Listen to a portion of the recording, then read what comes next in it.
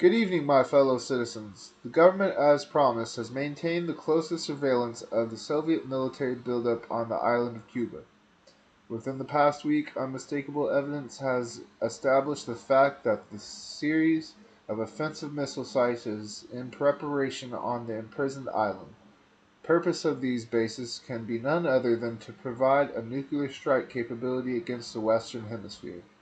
Only last Tuesday, as evidence of the rapid offensive buildup was already in my hand, Soviet Foreign Minister Gromyko told me in my office that he was instructed to make it clear once again, as he stated his government had already done, the Soviet assistance to Cuba, and I quote, persuaded solely the purpose of contributing to the defense capabilities of Cuba, unquote, and that I quote him again, training by Soviet specialists of Cuban nationals in handling defensive armaments was by no means offensive, and if it were otherwise, Mr. Gromko went on, the Soviet government would never become involved in rendering such assistance, unquote.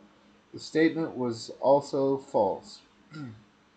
Acting therefore in defense of our own security and of the entire Western Hemisphere, and under the authority entrusted to me by the Constitution as endorsed by the resolution of the Congress, I was have directed that the following initial steps be taken immediately. To halt this offensive buildup, a strict quarantine on all offensive military equipment under shipment to Cuba is being in, to, initiated. All ships of any kind bound for Cuba from whatever nation or port will, if found to contain cargoes of offensive weapons, be turned back. It shall be the policy of this nation to regard any nuclear missile launched from Cuba against any nation in the Western Hemisphere as an attack by the Soviet Union on the United States, requiring a full retaliatory response upon the Soviet Union.